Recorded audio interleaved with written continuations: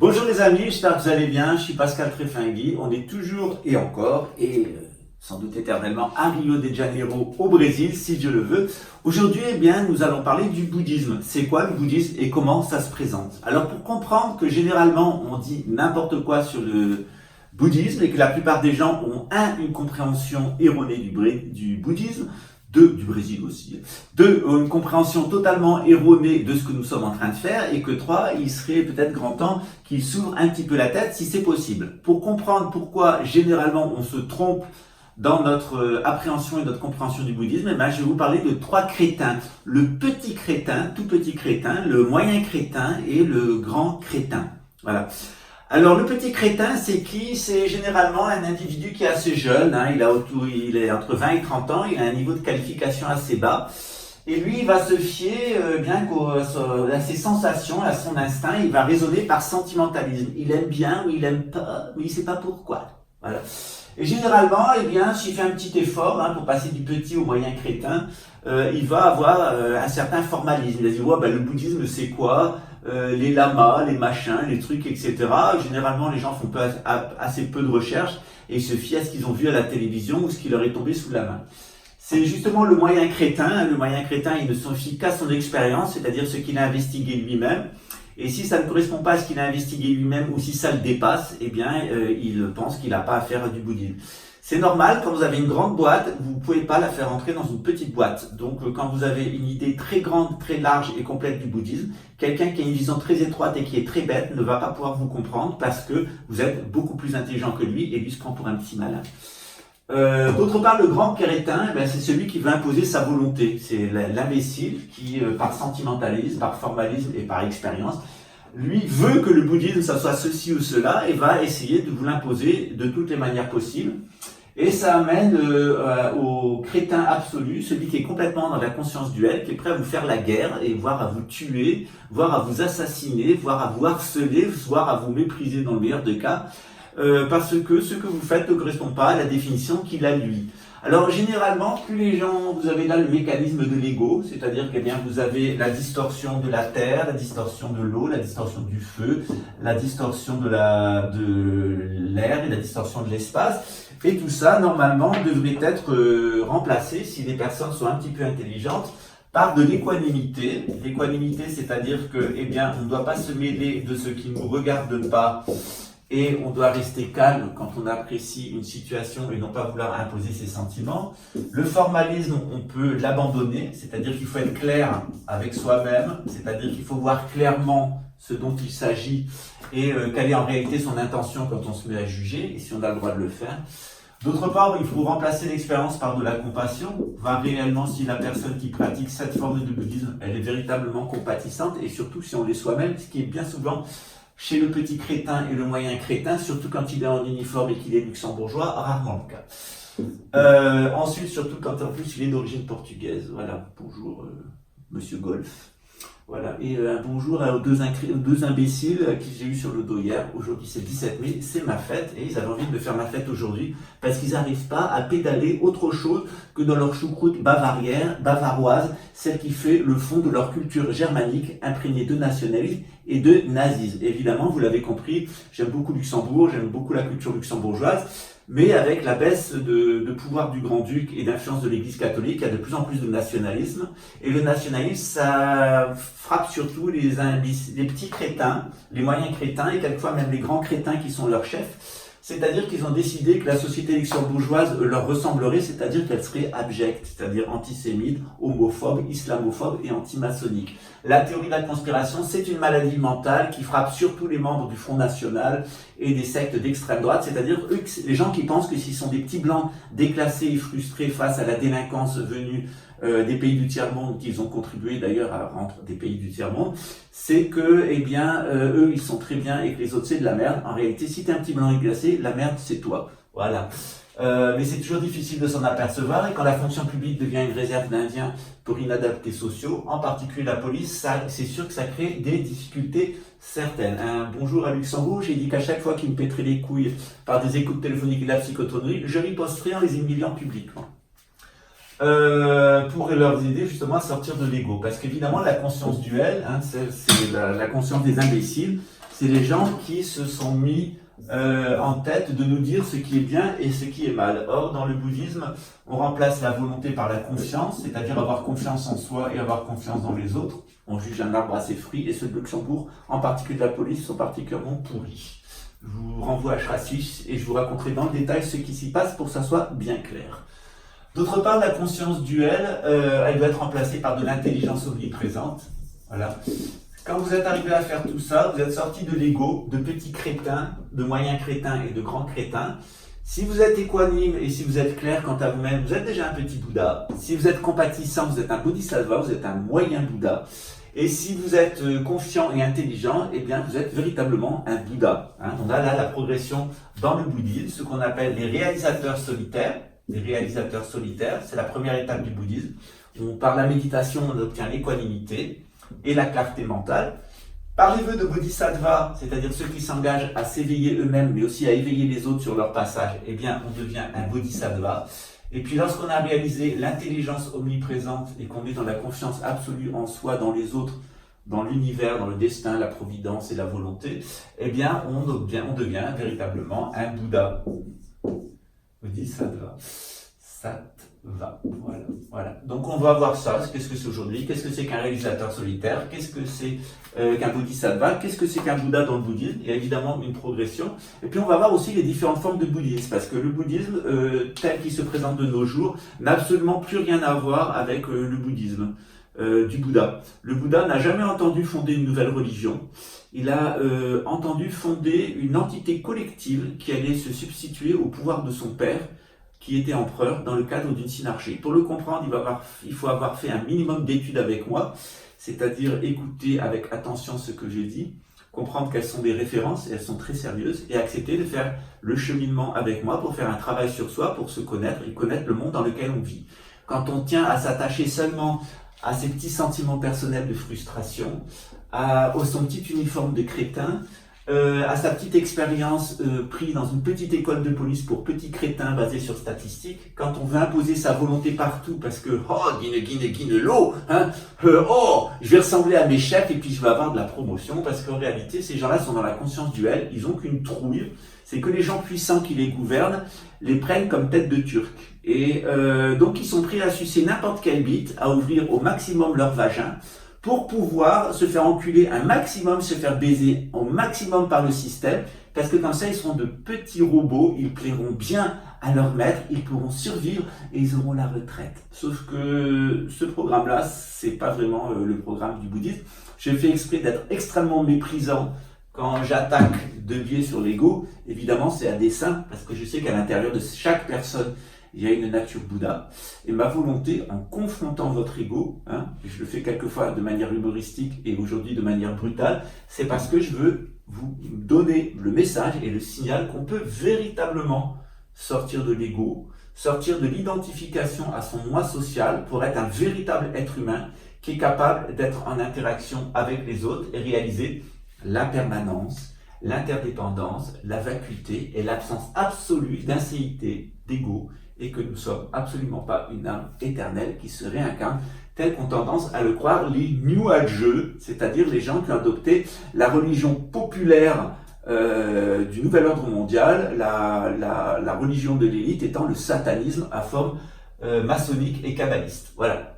Eh bien, on se retrouve après le générique, ça sera plus présent, ça sera plus sympa, ça sera toujours très clair comme d'habitude, ça sera surtout comment expérimenter, c'est-à-dire dans le bouddhisme, à partir de l'enseignement du Bouddha, à travers de l'expérience du Bouddha, il y a un certain nombre d'écoles qui se sont développées. Le bouddhisme tel qu'il existait à l'époque du Bouddha, il n'existe plus du tout. Donc il n'y a aucune voie actuelle du bouddhisme qui ressemble au bouddhisme originel. Celle qui y ressemblerait le plus, c'est la voie que nous pratiquons dans le Dzogchen, qui est à la fois sur le bouddhisme, sur le Bön, et à la fois sur le bouddhisme Nyingmapa et Kagyupa. Cette voie des anciens du bouddhisme tibétain, cette voie du Dzogchen aussi, qui existait chez les Bön, c'est-à-dire cette religion qui existait avant le bouddhisme au Tibet et qui est apparue 1400 ans avant avec un autre Bouddha qui s'appelait Tangpa Shenram Miwo, et qui existe aussi dans le Zen, notamment dans le Zen Soto. Mais il y a plusieurs écoles de Zen, mais le Zen, le Chan, le Dzogchen sont des voies de l'éveil abrupt qui se rapprochent le plus de l'expérience du Bouddha. Et à proprement parler, on ne peut pas parler dans leur cas de religion, On peut parler plutôt qui vont créer un lien dans la société et avoir une certaine lecture de la réalité. On peut véritablement parler d'éveil et de spiritualité, c'est-à-dire qu'on sort du bouddhisme en tant que religion pour retourner dans le bouddhisme en tant que voie d'éveil, tel que le Bouddha l'avait expérimenté lui-même et tel qu'il a eu à cœur, par compassion, par amour, par confiance en nous, à nous le transmettre. Le Bouddha, il pense que nous sommes des êtres intelligents, qu'on peut avoir confiance en nous, que notre nature fondamentale, c'est d'être de la compassion, qu'on peut faire clairement et dire clairement tout ce qu'on fait et tout ce qu'on dit, et qu'en réalité, quoi qu'il passe, et quelles que soient les oppositions des petits, des moyens et des grands crétins, eh bien, tout passe. Here I am where the movie started, facing every photo they've taken. Space tree flying through the skies and battles happen everywhere. I don't need any hero to save me. I don't know why the kids always crying. I've been thinking about how the captain's ball we left in a wasted planet. Can you feel the spark in city light when it's day to night?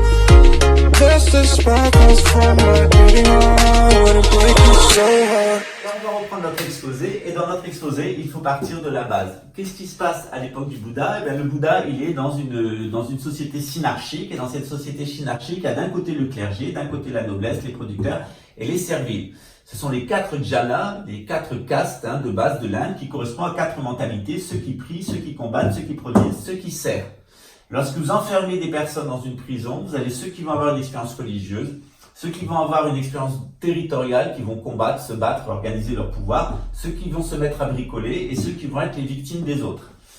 En règle générale, au milieu qu'il y a, il y a le gardien de la prison. Les gardiens de prison, ils sont là pour garder la prison. Dans une société synarchique, il n'y a pas un gardien de prison, il y a un empereur. Et l'empereur, il est là comme le gardien qui fait le va-et-vient entre l'intérieur et l'extérieur de la prison. Et bien, il y a l'empereur qui fait le va-et-vient entre la vie de nomade et la vie de la société. À la fois, l'empereur, il est un nomade qui va circuler au sein de l'empire. Et puis, au mois d'octobre, tous les ans, il va se fixer au moment où apparaît dans le ciel, fin octobre, la constellation du Scorpion.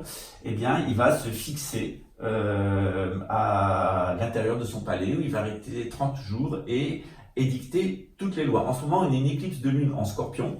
Elle est très intéressante parce qu'elle paralyse l'expression des mémoires ancestrales. On va avoir 28 jours absolument tranquilles où personne ne va être soumis à aucune connaissance ancestrale. C'est au contraire le meilleur moment pour avoir toutes les influences spirituelles de connaissances dont nous avons besoin. L'astrologie est liée évidemment au rôle de l'empereur. Qu'est-ce qui se passe à l'époque du Bouddha? Le Bouddha, c'est le fils de l'empereur. Il s'appelle Siddhartha, ce qui veut dire le parfait, l'ours parfait. Artus, Arctarus, c'est l'ours. Siddha, ça veut dire parfait. Il est un ours parfait, donc il est un noble qui a été capable, par sa perfection, de devenir un empereur. Donc il est reconnu par le clergé. Le Bouddha va être élevé par des brahmanes. Et puis dans cette société brahmanique du 5e siècle, 6e siècle avant Jésus-Christ, 6e siècle plutôt avant Jésus-Christ, 5e, 6e siècle avant Jésus-Christ, le Bouddha va s'apercevoir que son empereur, son père qui est empereur, il joue pas le jeu. C'est un Gautama, c'est-à-dire c'est quelqu'un qui détient des vaches, et puis de la tribu des sages qui s'appelle les Sakyamuni. Et il s'aperçoit que son père, il n'est pas du tout sage, c'est un menteur pathologique, c'est un voleur qui escroque son peuple, et c'est un assassin qui n'existe pas à faire éliminer physiquement tous les gens qui lui déplaisent à lui et non pas dans le cadre de l'intérêt de la société. Donc ce qui se passe à l'époque du Bouddha, c'est que le père de Bouddha va lui mentir comme un arracheur de dents, il va lui faire croire que la mort n'existe pas, que les gens sont immortels. Il va lui construire un ego le plus gigantesque possible et il va lui faire croire que les choses sont permanentes, qu'elles sont ainsi, qu'elles ont toujours été comme ça, jusqu'à lui-même. Maintenant, on appelle ça de la chirurgie esthétique, mais il fait utiliser toutes sortes d'artifices pour faire croire à son fils qu'il vieillisserait, que le père ne vieillit pas. Il avait peur d'être détrôné par son fils. Il payait les gens pour que le Bouddha gagne toujours et paraisse le plus intelligent. Il lui a fait un égout en béton. Et surtout, il lui a fait croire qu'il serait immortel. Or, le Bouddha, un jour, il va sortir du palais avec un esclave. Et bien, qu'est-ce qu'il va voir? Il va voir des gens vieux. Des pauvres qui sont vieux. Et puis, il va les suivre. Il va voir des gens malades qui sont en train de mourir. Il va voir des gens morts qui vont brûler sur un charnier. Et puis il va voir qu'il y a des ascètes et que ces ascètes, c'est eux qui sont chargés de brûler les morts. Et le Bouddha, il va décider de sortir du palais royal et de mener une expérience d'éveil. Alors pendant 7 ans, le Bouddha va vivre dans la forêt avec les ascètes parce que dans la société hindoue, où on vit dans la société hindoue, où on est gouverné par l'empereur, ou alors on sort de la société hindoue et à ce moment-là, on va rentrer dans un cercle qui est différent. Au centre de la société des ascètes, on va trouver un chaman. C'est généralement quelqu'un qui vit dans une grotte, c'est un ascète, qui connaît le passé et le futur. Et puis, en contact avec lui, en sortant de la société, on va essayer de rester dans l'éternel présent. Et généralement, il y a 12 types de psychologie qui vont se manifester. Dans le bouddhisme, on utilise ce schéma-là, des 12, dans cette représentation qu'on appelle une tanka. Alors ça, c'est la description quand c'est pollué, que ça mène au samsara, c'est-à-dire à la souffrance. Mais on nous enseigne dans le bouddhisme qu'en faisant justement un travail, en s'identifiant avec un des 12, ici, des 12 principes spirituels, eh bien, en voici un, c'est le Bouddha Amitabha. Dès qu'en s'identifiant à un de ces 12 principes spirituels, c'est qu'on appelle un yidam, un mentor spirituel, eh bien, on peut sortir de l'étouffement de la société et on peut se réaliser spirituellement. Le Bouddha, c'est d'ailleurs passé d'une certaine façon par une voie de chamanisme. Donc le Bouddha va faire une chose qui est assez intéressante, c'est qu'il va remplacer l'empereur par cette structure. C'est-à-dire cette structure collective, qui est la Shanga bouddhiste. C'est d'avoir un truc qui marche. Cette structure collective, qui est la Shanga bouddhiste, il va la substituer à l'empereur, parce que l'empereur est devenu pourri. Donc la société brahmanique de l'époque du Bouddha, elle va se maintenir pendant un certain temps parce que les moines bouddhistes, enfin pas exactement les moines, parce qu'à l'époque du Bouddha on ne parlait pas de moine, ça ne veut absolument rien dire le mot moine dans le cadre du bouddhisme. Moine, c'est un mot qui vient du latin monos, qui veut dire un, c'est-à-dire qui veut dire célibataire. Or, dans la voie qu'a créé le bouddhisme, on n'est pas obligé d'être célibataire. Voilà, c'est pour ça qu'au bouddhisme, au Tibet, par exemple dans le bouddhisme tibétain, vous avez des gens qui sont des lamas, donc des gourous, des maîtres spirituels, qui vivent dans les monastères et qui ont femmes et enfants. Au Tibet, il y a de la polyandrie, c'est-à-dire une femme peut avoir plusieurs maris, et de la polygamie, c'est-à-dire qu'un homme peut avoir plusieurs femmes. Voilà. L'homosexualité aussi n'a absolument pas le même statut qu'elle a dans nos sociétés, elle est plutôt valorisée comme le comble de la masculinité et du machisme. C'est-à-dire qu'on est tellement bien en tant qu'homme qu'on préfère être avec des hommes, et même pour le sexe, on n'a même pas besoin d'une femme. Pareil pour le saphisme dans l'autre sens, le comble de la féminité, c'est la femme lesbienne. Donc on est tout à fait en dehors des schémas qui nous ont été imposés en Occident par le judaïsme, par les Hébreux lorsqu'ils sont sortis d'Égypte, avec l'interdit du Lévitique, puis aussi l'expérience de Sodome et Gomorrhe, mais qui concerne des hétérosexuels, enfin des bisexuels et pas véritablement des homosexuels, et certaines pratiques antiques. Voilà. Donc on s'aperçoit qu'en règle générale, il y a beaucoup de gens qui fonctionnent sur un espèce de sentimentalisme biblique. Ils sont de culture chrétienne, même s'ils ne vont plus à la messe, mais ils restent sentimentalement influencés par le judéo-christianisme, et qui s'attachent à des formes qui n'ont pas lieu d'être, et qu'en réalité, l'expérience qu'ils s'imposent à eux-mêmes et qu'ils imposent aux autres, par manque de volonté, par manque d'effort et par manque de confiance en eux-mêmes, est en réalité complètement empreint de dualité. C'est ce qui conduit d'ailleurs des Allemands à penser que s'ils sont des blancs déclassés et dans la merde, c'est pas la faute des financiers anglo-saxons, mais c'est la faute des juifs, des homosexuels, des francs-maçons et des musulmans ou des nomades. Voilà. Donc le Bouddha, il crée cette organisation, cette structure. Et puis, eh bien, cette structure du bouddhisme, elle va permettre à la société brahmanique de fonctionner pendant un certain temps, c'est-à-dire que les institutions continuent à se dégrader, mais grâce à la présence des pratiquants du bouddhisme, eh bien, la société se maintient. C'est-à-dire qu'une société, son empereur commence à déconner, à plus jouer son rôle, s'il y a une communauté bouddhiste, ça va permettre à la société de se maintenir pendant un certain temps. C'est ce qui s'est passé en Inde. Et puis, le bouddhisme avait tout envahi. Et puis, à un moment, le bouddhisme, il a fait son travail. Et le brahmanisme, comme le bouddhisme, ont été abandonnés, et on a une nouvelle forme de religion qui est apparue, qui s'appelle l'hindouisme, sur lequel je reviendrai une autre fois, puisque je vous ai parlé du shivaïsme en particulier, mais je reviendrai en général sur l'hindouisme, notamment sur ce qui s'est passé dans le passage du brahmanisme à l'hindouisme, parce que vous ne pouvez pas pratiquer le yoga, vous ne pouvez pas parler de karma, de chakra, etc., et tout ce qui fait la littérature spiritualiste et New Age aujourd'hui, sans comprendre au moins au minimum quelle était la mission de l'Inde, comme le dit mon ancêtre Santil Dalbèdre, Santil Dalbèdre, et comment l'Inde peut en fait nous aider à rénover, à ressusciter la tradition occidentale et à sortir du nouvel ordre mondial. Alors, qu'est-ce qui va se passer par la suite dans le bouddhisme ? Eh bien, c'est ce qu'on va voir à la suite. Alors, comme je viens de vous l'expliquer, la société du Bouddha, c'est une société brahmaniste, c'est-à-dire qu'elle rend un culte au Dieu créateur qui est Brahma. Brahma, il a créé l'univers à partir en 5 éléments: l'espace, l'air, le feu, l'eau et la terre. Donc on va avoir l'empereur qui correspond à l'espace, le clergé qui correspond à l'air, la noblesse qui correspond au feu, les producteurs qui correspondent à l'eau et les serviles qui correspondent à la terre. C'est la société de base des jhanas. Cette société brahmanique, elle va se corrompre petit à petit, et puis ce qui va se passer, c'est que l'empereur qui est ici au centre, je viens de vous l'expliquer, eh bien, il va petit à petit perdre de son pouvoir, perdre de son prestige, et va être remplacé par ce qu'on appelle la Sangha, c'est-à-dire la communauté bouddhiste qui va permettre à la structure brahmanique de se maintenir. De cette façon, l'Inde va rester active, elle va rester en l'état, et pendant plusieurs siècles. Et ce qui va se passer, c'est que aussi bien le bouddhisme que le brahmanisme vont être chassés par l'islam. Donc c'est l'islam qui va s'imposer en Inde. Et évidemment, le bouddhisme et le brahmanisme vont disparaître de l'Inde. Mais en même temps, sous l'influence de l'islam, va apparaître ce qu'on appelle l'hindouisme. Donc l'hindouisme, il est à la fois l'enfant du brahmanisme, à la fois l'enfant du bouddhisme et à la fois l'enfant de l'islam. L'hindouisme, il se forge entre le 16e et le 18e siècle avec des grands noms, notamment Shankaracharya, qui est vraiment le chantre de cette nouvelle religion de l'hindouisme, qui existe seulement environ depuis 400-500 ans et qui n'existait pas à l'époque du Bouddha. Le fait d'être hindouiste, en fait, c'est très intéressant parce que hindou, c'est les habitants de l'Inde. Hindou sont les habitants de l'Inde.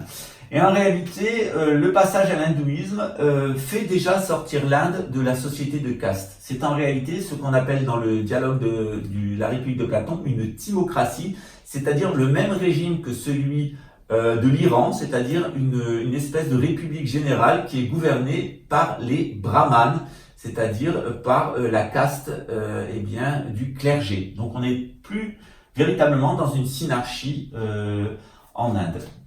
Qu'est-ce qui va se passer pour le bouddhisme? Eh bien, il disparaît complètement de l'Inde. Voici la forme de l'Inde, hop, avec ici le Sri Lanka, ça et là. Le bouddhisme va complètement disparaître de l'Inde. Il va rester à Ceylan, mais il va migrer. C'est-à-dire que le bouddhisme va aller d'abord au sud-est asiatique, dans l'Asie du Sud-Est. Et dans cette Asie du Sud-Est, eh bien, il va rencontrer des sociétés brahmaniques. Et il va donner une forme de bouddhisme que l'on appelle le Hinayana. Hinayana. Alors, c'est pas la forme originelle du bouddhisme.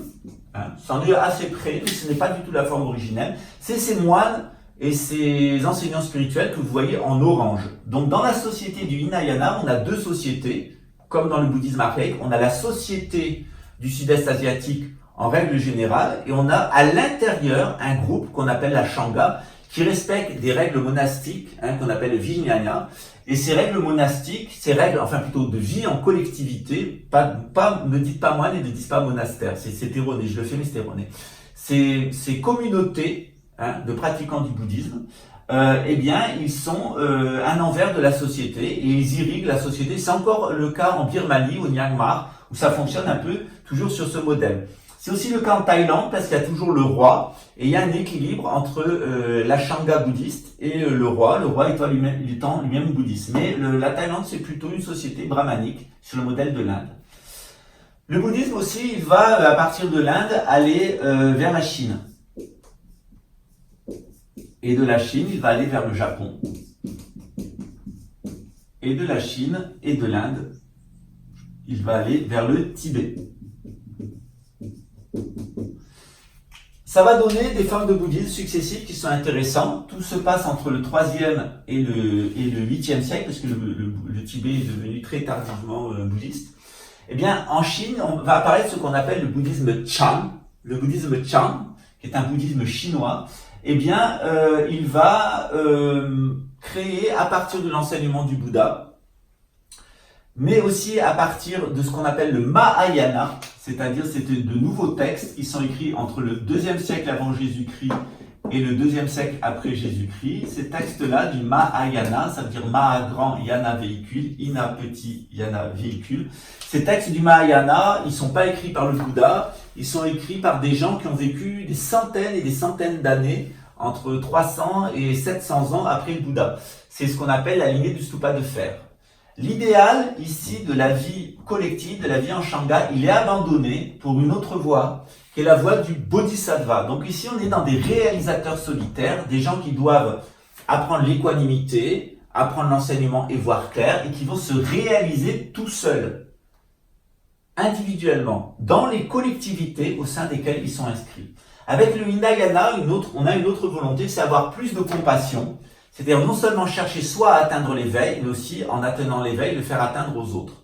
Donc c'est ce qu'on appelle le Mahayana qui va se développer en Chine, c'est le Chan. Et au Japon, on va avoir plusieurs écoles. La première qui apparaît, c'est le Shingon, la voie des mantras, le Tendai, et ensuite le Zen. Ces 3 écoles sont les 3 principales écoles du Japon, la Shingonshu, la Tendaishu et le Zen. Il y a plusieurs styles de Zen. Le Shingon fait beaucoup de rituels, énormément de rituels, c'est basé sur la théurgie, sur la magie blanche. Le Tendai, il est beaucoup plus ésotérique, il va étudier la nature de la conscience, les éléments, etc., etc. Le Zen, il est plutôt méditatif et c'est l'éveil immédiat, il vous confronte à vous-même. Au Tibet va se développer 4 grandes lignées du bouddhisme tibétain. Alors il faut savoir que le bouddhisme il existe sur une autre forme au Tibet, et le Bouddha en question, ce n'est pas le Bouddha Gautama Siddhartha Sakyamuni, c'est un Bouddha qui a vécu avant, vers 1400 ans avant Jésus-Christ, ou 1400 ans avant le Bouddha, on n'est pas certain. Il s'appelle Tempa Shenra Miwa. Miwa, ça veut dire Bouddha, et il s'appelle Temra Shenra. Tomra Shenra. C'est toujours difficile de faire des translittérations du tibétain au français, parce qu'en français, on a 28 phonèmes et on en a 33 en tibétain. Il y a même des langues où il y en a 70, 70, 80, ça monte jusqu'à 160 phonèmes. Donc pour les langues orientales où il y a beaucoup de phonèmes, c'est très difficile de les faire ressentir en français. Vous voyez d'ailleurs en allemand où il y a plus de phonèmes, en français il y a moins de phonèmes. Le français, les Français n'ont pas d'oreilles et ils ont une langue où il y a très peu de phonèmes. Le français, c'est un peu dur de la feuille. C'est pour ça qu'ils ont d'ailleurs du mal à pratiquer des langues étrangères. Donc ce Mahayana, il va arriver au Tibet. Il va arriver sous 2 façons. C'est-à-dire la personne qui intègre le bouddhisme au Tibet, il n'est pas bouddhiste. C'est un maître du shivaïsme du Cachemire, un maître tantrique, c'est un shivaïte. J'en ai parlé dans une précédente capsule dans Sortir de la matrice. Vous avez hors la matrice, le shivaïsme qui va vous expliquer, et une autre qui s'appelle hors la matrice, le bouddhisme. Donc ce bouddhisme mélangé à ce shivaïsme vont être introduits par Padmasambhava, Guru Rinpoche, au Tibet, je crois que c'est aux alentours du 7e siècle. Et ce qui va se passer, c'est qu'on a une nouvelle lignée qui va apparaître. Alors, il y a une forme précédente du bouddhisme qui est le Bön, avec son Dzogchen. C'est la voie de l'éveil immédiat qui ressemble beaucoup au Zen. Et puis, on a cette nouvelle forme de bouddhisme et de shivaïsme du Cachemire qui arrive sous l'influence de Padmasambhava. Et à ce moment-là, on va avoir, au fur et à mesure des années, 4 écoles qui vont apparaître. Il y a d'abord les bonnets rouges, avec la lignée des anciens, les Nyingmapa, et ensuite les Kagyupa, les vertueux. Et puis ensuite, on a la lignée des bonnets jaunes, à laquelle appartient le Dalai Lama, avec eux aussi 2 écoles. Ce bouddhisme tibétain, eh bien, il va être confronté à l'invasion chinoise et à la doctrine marxiste, et il y a un certain nombre de lamas tibétains, de maîtres. Lama, ça veut dire maître spirituel. Je vous expliquerai ensuite quels sont les grades dans le bouddhisme. Ces lamas, eh bien, ils vont partir en Inde, à Dharamsala principalement, et de là, eh bien, ils vont partir en Occident et ils vont enseigner le bouddhisme. Moi, j'ai été enseigné par des lamas qui sont passés par l'Inde, plusieurs, dont le fils adoptif de Kaluri Rinpoche, qui est vraiment le plus grand enseignant avec Dilgo Khyentse Rinpoche du XXe siècle du bouddhisme tibétain.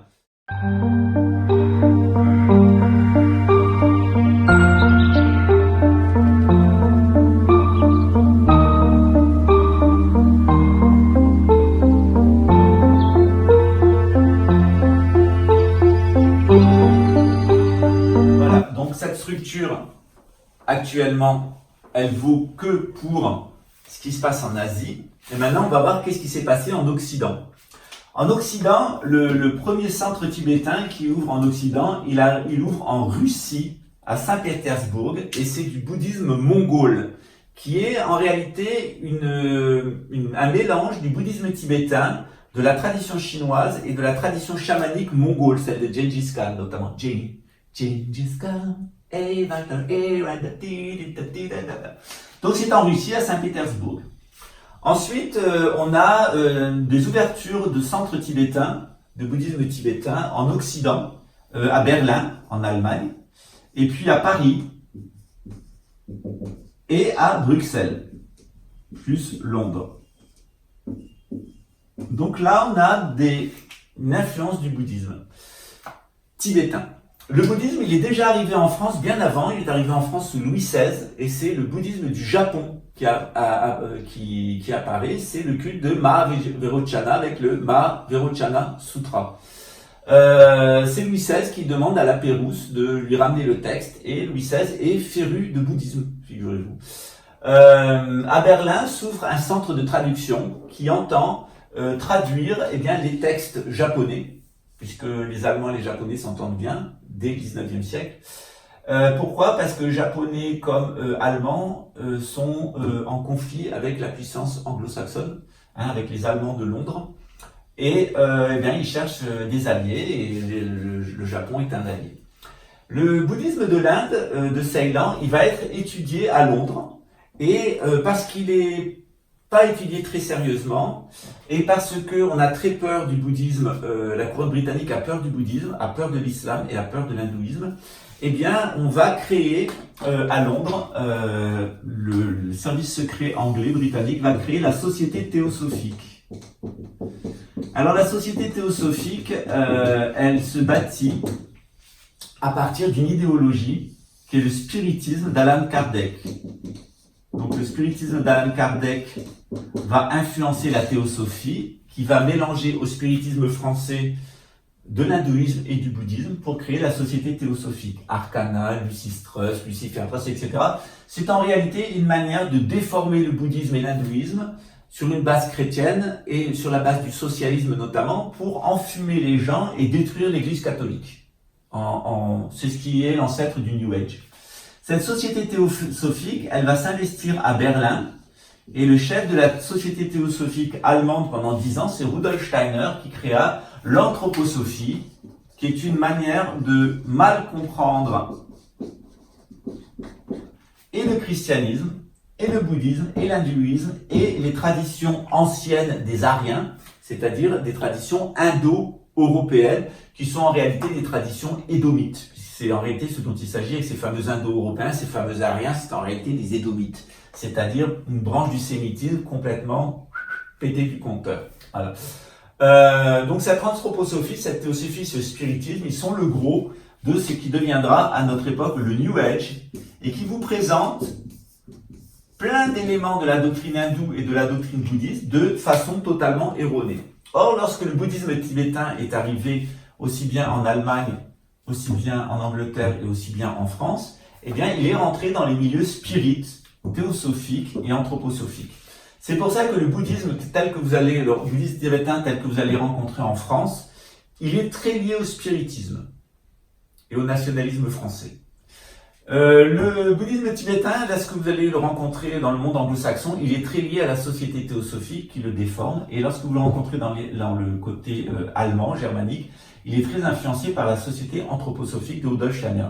À Luxembourg, on avait créé ensemble au fin des années 90 un centre de Dzogchen qui a tenu jusqu'en 2015, mais on a eu de très très grosses querelles parce que la plupart des gens étaient dans le New Age et dans l'anthroposophie, et ils étaient sous une influence germanique. Notamment, on avait quelqu'un dans notre centre qui était un photographe allemand qui était complètement fanatique de Rudolf Steiner. Donc ça a amené avec moi, qui était guénonien, anti-anthroposophe, anti-théosophe et anti-spirit, quelques difficultés.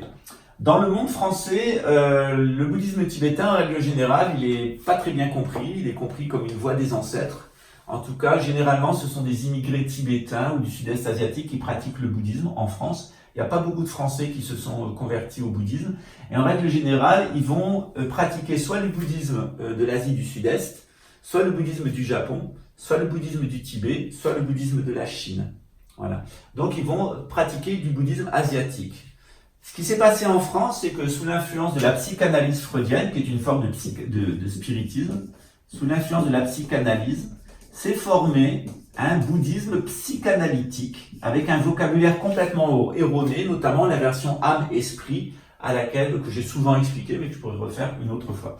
Donc à l'heure actuelle, en Occident, on a soit du bouddhisme ancestral, qui correspond à des gens qui n'ont rien à voir avec les Européens, soit on a du bouddhisme déformé par le New Age, par l'anthroposophie, par la théosophie ou par le spiritisme et la psychanalyse. Ce bouddhisme-là, déformé, vous pouvez l'oublier, c'est une merde.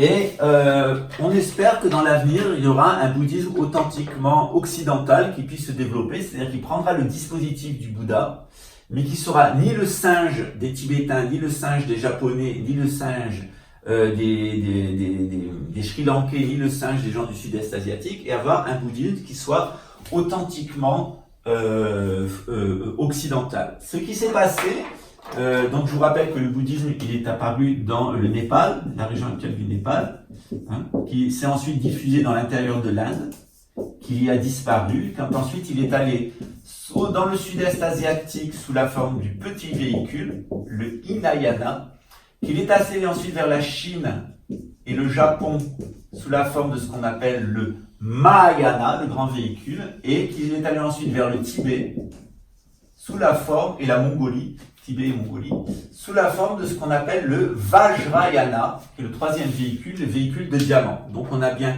trois formes de bouddhisme, le Hinayana, le véhicule ancien, le petit véhicule, le Mahayana, le grand véhicule du bouddhisme, et le Vajrayana, le véhicule de diamant qui concerne le Tibet et la Mongolie.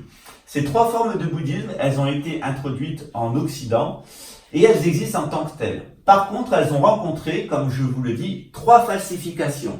La falsification de la psychanalyse freudienne, la falsification de la société théosophique et la falsification de l'anthroposophie de Rudolf Steiner. Donc on trouve en France actuellement et en Occident en général, soit du bouddhisme ancestral, soit du bouddhisme dévié, psychanalytique, théosophique ou steinérien.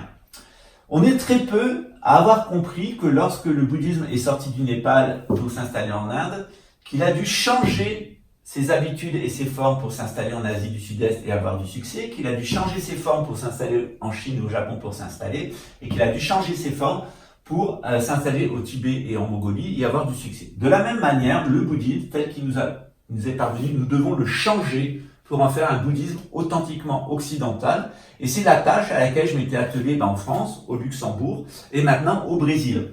C'est pas très facile, mais si on veut que le bouddhisme s'installe en Occident et qu'il y ait un bouddhisme occidental, il faut qu'on oublie les formes antérieures du bouddhisme. Il faut qu'on oublie ce qui s'est passé en Inde. Il faut qu'on revienne au dispositif du Bouddha, au Népal, et que le dispositif originel du Népal, formé par le Bouddha, on puisse le faire entrer en Occident. Pour cela, eh bien, généralement, on me reproche beaucoup de choses. Soit on me reproche de ne pas avoir le bouddhisme de Rudolf Steiner, ou le bouddhisme de la société théosophique New Age, ou le bouddhisme de la psychanalyse, reproches qui me sont faits constamment. Ou alors on me dit, oui, mais tu te comportes pas comme les Tibétains et les Mongols, tu te comportes pas comme les Japonais et les Chinois, et tu te comportes pas comme les gens du Sud-Est asiatique. C'est normal, je suis un occidental, j'ai eu des initiations dans le bouddhisme, et mon rôle et ma mission, si je veux que le bouddhisme s'installe en Occident et qui est véritablement un bouddhisme occidental, c'est arrêter de faire le singe des orientaux, mais ne pas tomber dans les distorsions, la folie, la démence et les déviations qu'ont imposé la psychanalyse, le New Age théosophique et le steinérisme, la société de Rudolf Steiner. Quand on s'est installé au Luxembourg et au Brésil, on a dû faire un choix. Enfin, j'ai dû faire un choix. J'étais d'abord en Nouvelle-Calédonie, en Australie, ensuite en France, ensuite au Luxembourg. Maintenant, j'ai passé un tout petit peu de temps au Canada et puis finalement j'ai préféré le Brésil. Il a fallu réfléchir à la façon dont on allait proposer un bouddhisme occidental. C'est-à-dire à la fois qui tienne compte des expériences du passé, des anciens, mais qui à la fois ne succombe pas dans les déviations et les folies de Steiner, de Blavatsky et de Kardec et de Freud. Pour cela, on a dû revenir au dispositif de base du bouddhisme. Dans le bouddhisme, on a deux dispositifs. On a un dispositif où le bouddhisme est une religion, et on a un dispositif dans lequel le bouddhisme est une spiritualité.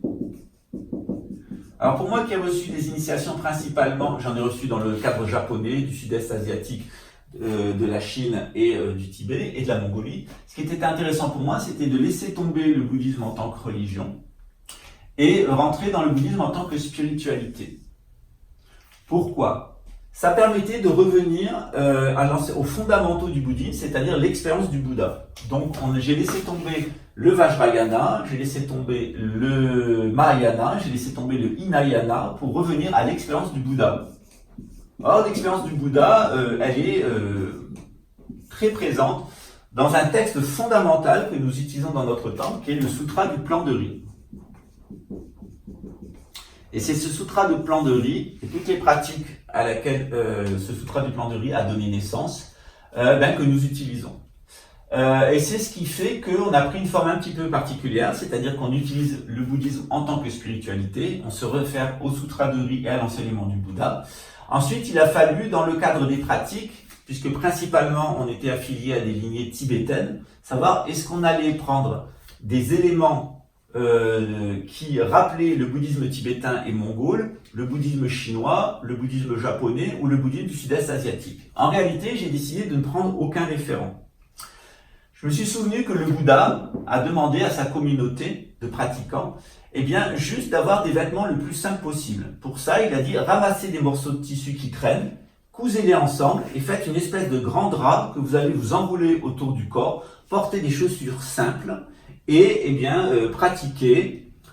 Tout d'abord, réfléchissez à ce que je vous transmets, ensuite pratiquez et ensuite aimez.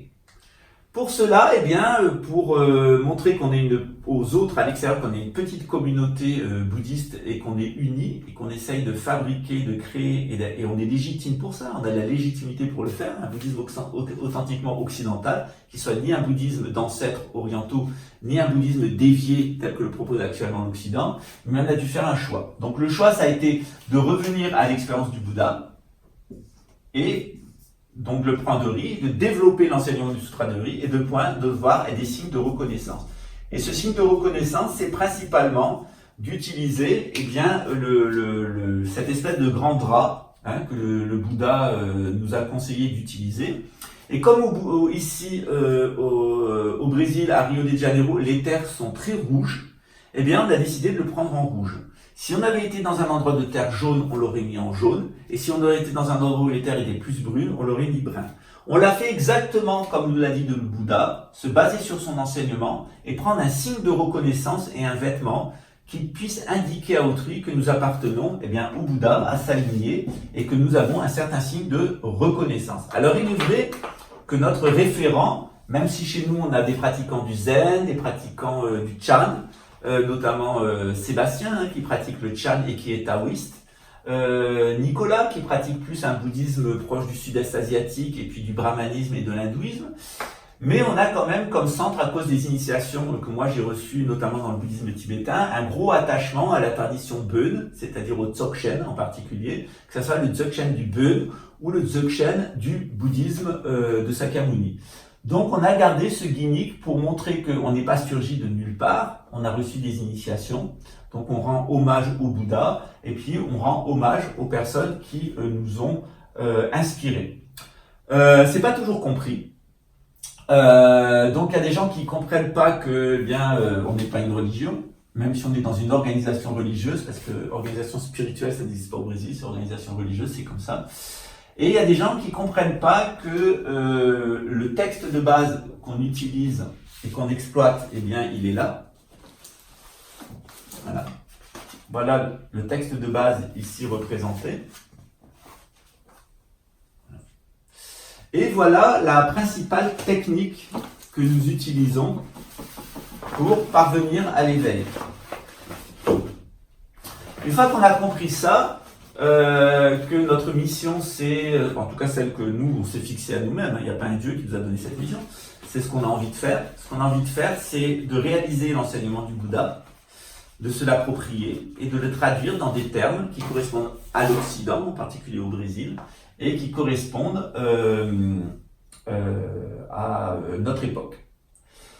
Dans les tentatives que j'avais fait auparavant dans ma vie, je me suis aperçu qu'en Nouvelle-Calédonie, c'était le bouddhisme du petit véhicule qui était très installé et que les moines du sud-est asiatique, du Hinaïna, ils n'avaient pas trop envie qu'on crée un bouddhisme occidental. Ça les intéressait pas. En France, j'ai été confronté à la psychanalyse freudienne, qui a complètement infesté le bouddhisme, donc ça les intéressait pas d'avoir un bouddhisme occidental.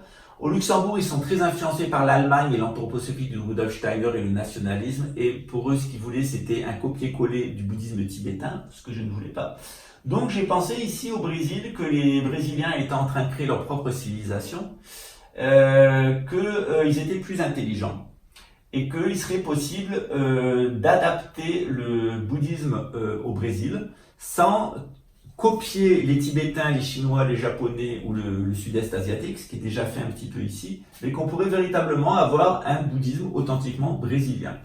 Alors, ce qui est très intéressant, c'est que ça m'a obligé à faire un travail avec les natifs du Brésil, c'est-à-dire autant les gens qui sont issus de la colonisation, de la déportation, ou les gens qui ont été envahis, en particulier les Indiens. Les indigènes ici, c'est 100 millions de personnes au Brésil qui ont du sang indigène. Voilà. Donc je me suis aperçu que l'enseignement qu'on avait dans le bouddhisme originel, nos signes de reconnaissance, étaient assez proches de ce que faisaient les indigènes ici, en particulier les Patachos. Et donc on a décidé de s'associer avec eux. Et on a développé une école où on étudie le Sutra du plan de riz. On a un signe de reconnaissance bouddhiste, mais on a aussi avec nous des chrétiens, des hindous, etc. On est œcuménique et on travaille du point de vue thérapeutique, en collaboration avec les indigènes du Brésil. Je pense que c'est la meilleure formule pour que le bouddhisme puisse véritablement s'adapter ici au Brésil, avec un bouddhisme qui est vraiment adapté aux Brésiliens. Il y a des gens qui ne s'appelaient pas, par exemple les nazis de Luxembourg, en particulier la bande de petits crétins qu'il y a dans la police luxembourgeoise à la psychotronique, et les imbéciles de chefs qui sont vraiment limités parce qu'ils se sentent des Allemands et qu'ils sont complètement intoxiqués par le nationalisme allemand et l'anthroposophie de Rudolf Steiner. Je m'en suis aperçu au centre tibétain de Luxembourg. Les problèmes qu'on a eu avec le service de psychotronique luxembourgeois et avec les services secrets luxembourgeois, c'est parce que ce sont des nationalistes allemands et la vision qu'ils ont du bouddhisme tibétain, c'est une vision nationaliste. Et donc à partir du moment où on n'a pas une vision nationaliste comme la leur, c'est-à-dire qu'on n'est pas comme Adolf Hitler homophobe, antisémite, islamophobe et anti-maçonnique, ça pose des problèmes. Donc c'est pour ça que j'ai pas souhaité rester à Luxembourg, y persister, parce que tant que la police luxembourgeoise aura la mentalité déplorable de petits nazis germaniques, Heil Hitler, qu'ils ont. Alors ce qui est très rigolo d'ailleurs, c'est que lorsque j'étais à l'université, il y a un mec des renseignements généraux pour me nuire qui m'a inscrit en tant que membre d'un groupuscule nazi. Mais j'ai jamais été dans ce groupuscule nazi, je ne m'y suis jamais inscrit. C'est les renseignements généraux qui l'ont fait. Ils ont transmis ça aux luxembourgeois qui l'ont cru dur comme fer et qui s'en sont servis dans leur test de psychotronique à la Wormwell 2 parce que, chers amis luxembourgeois, les Français sont comme vous des crétins. Ils croient une chose parce qu'elle est écrite, et parce qu'elle est écrite, ils croient qu'elle est vraie. Donc ils s'y tiennent, alors qu'en réalité, c'est un piège que vous ont tendu les Français pour se moquer de moi, et se moquer de crétins comme vous, qui sont complètement intoxiqués par l'idéologie nazie. Des petits crétins, gouvernés par des moyens crétins, et au sommet, des grands crétins. En règle générale, dans la section psychotronique de Luxembourg, je pense en particulier au neveu de Joss Heinen, il y a quand même un crottin nationaliste allemand qui se sent plus allemand que luxembourgeois et qui a tous les gimmicks du nationalisme allemand et qui reproduit exactement les mêmes structures de nazis.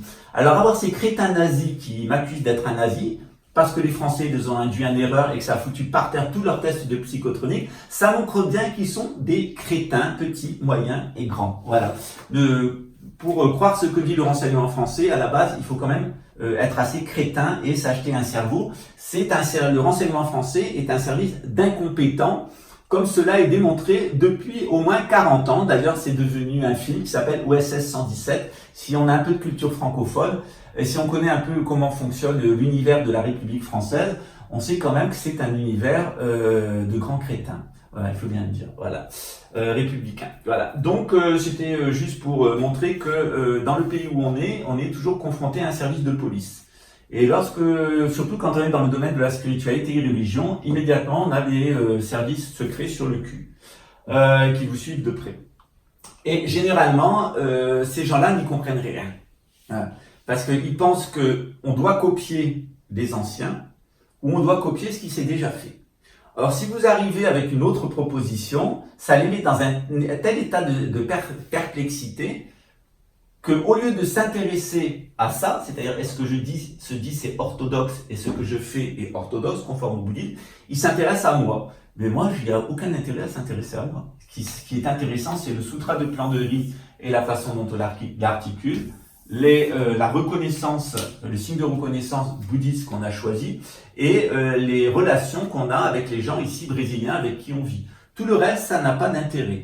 Mais visiblement, quand on souffre d'une maladie mentale qui s'appelle l'idolâtrie nationaliste, quand on décide d'être un national-socialiste allemand ou un national-capitaliste pro-américain, et quand après on rêve et on participe à l'installation via la psychotronique, le matraquage électrique de l'humanité par ARP et par la psychotronique pour créer une gouvernance mondiale tenue par les mêmes crétins qui ont financé Adolf Hitler, Staline et maintenant Klaus Schwab, en attendant que ça soit Harry d'Angleterre, c'est vrai qu'on a quand même affaire à une sacrée bande de crétins, surtout d'égos qui pensent que parce qu'ils ont un petit appareil électrique, un uniforme de guignol, et qu'ils peuvent s'infiltrer dans l'intimité des gens comme de vulgaires petits violeurs, et de sales petits voleurs et de sales petits violeurs qu'ils sont, des violeurs et des voleurs, hein, voleurs d'informations, violeurs d'intimité des gens, ils vont avoir, parce qu'ils sont devenus les membres d'une élite internationale, hein, tu vois, c'est des crétins de familles de petits blancs déclassés, issus de l'immigration pour la plupart, famille de toxicomanes, où il y a de la toxicomanie, de la criminalité et de l'inceste et de la pédophilie. C'est ces gens-là qu'on met actuellement dans la police. Et ces gens-là, parce qu'il faut bien mettre des crétins pour faire le sale boulot du nouvel ordre mondial, dans leur petit uniforme de guignol avec leurs petits appareils, sont persuadés qu'ils sont devenus des génies privilégiés au service d'une grande élite internationale, des gens importants. Un certain nombre de personnes qui ont une mentalité de servile, vraiment de servile. Dès que vous dites des gens haut placés ou des gens importants, ils sont là à serrer les fesses et dès qu'ils voient qu'ils sont dans leur petit papier, alors là, ils développent un ego, mais alors infect. Donc c'est tous les petits fonctionnaires, tous les petits capots, les petits SS de l'Allemagne nazie, les petits commissaires de la République, de la Révolution française, les petits commissaires de la Révolution bolchevique de l'URSS et maintenant les gardes-chiourmes du nouvel ordre mondial, toute la secte de l'antéchrist, c'est-à-dire toutes ces personnes misérables intellectuellement, moralement, matériellement même, qui participent au nouvel ordre mondial, en tout cas dans l'hémisphère nord. Voilà. Donc c'est toujours très difficile d'être novateur, c'est d'ailleurs toujours difficile d'avoir raison avant tout le monde. Hein.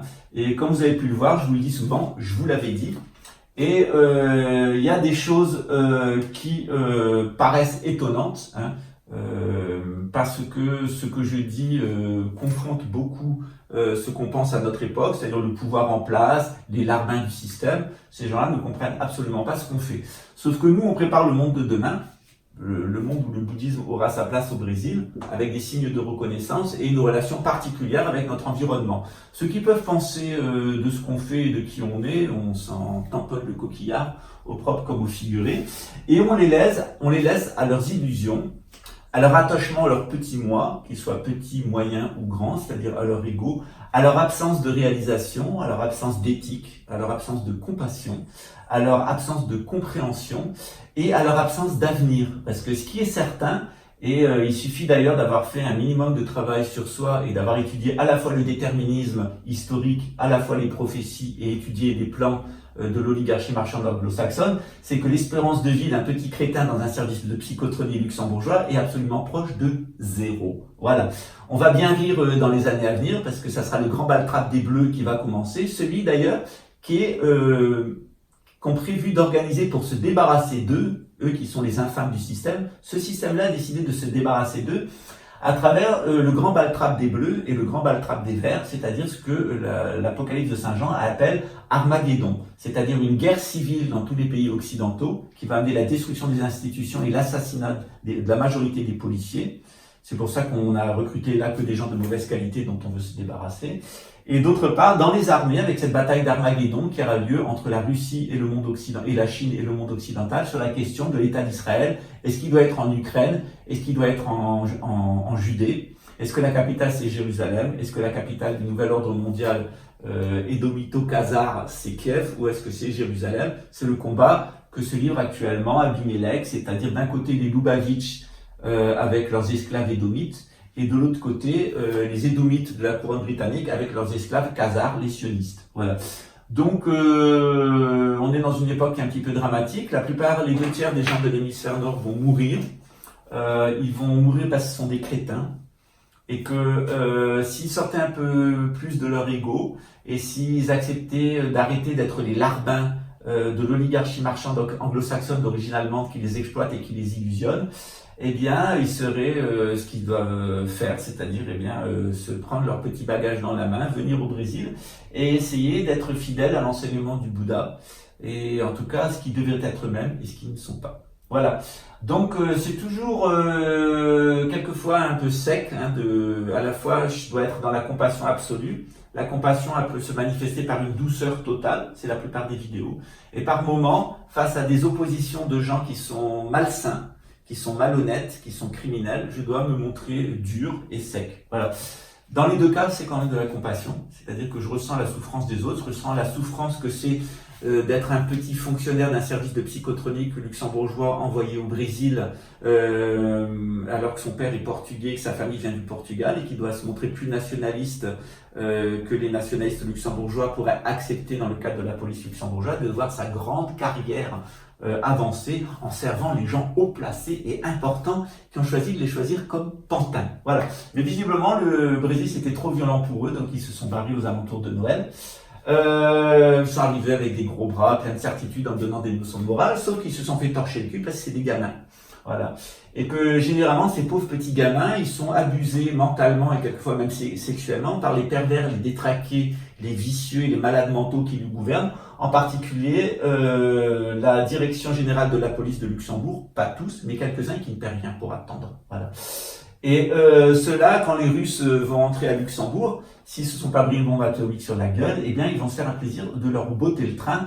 Et on verra bien qui aura la meilleure manette électrique entre Soura de la Russie ou Harp des Américains. Et si l'armée russe sera plus forte que l'armée luxembourgeoise et les Américains pour empêcher que Luxembourg soit envahi. Or, il y a une prophétie de France.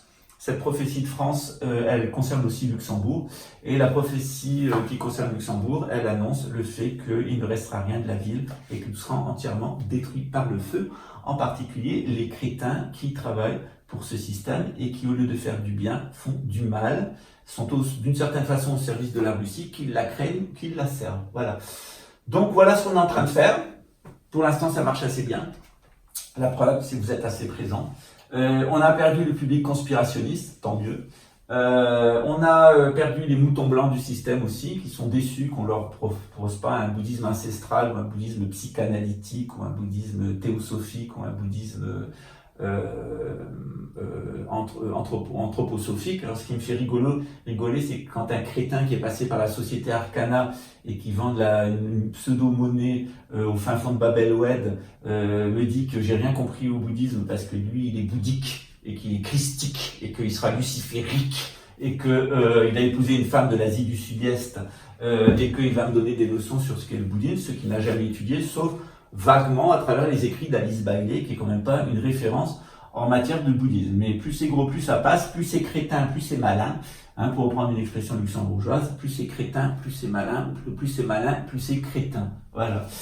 Or, il semble qu'on recrute particulièrement des crétins dans certains services. C'est normal, il faut d'ailleurs être un crétin pour travailler dans un service de psychotronique, en particulier au Luxembourg, et obéir à et quand on est un gamin, et obéir à des chefs qui sont des pervers nationalistes allemands. Pas tous, mais en tout cas, j'en connais au moins un, pour avoir connu assez bien son oncle, et avoir testé de près l'homophobie, l'antisémitisme, l'islamophobie et l'antimaximisme primaire de cette bande de singes. Voilà.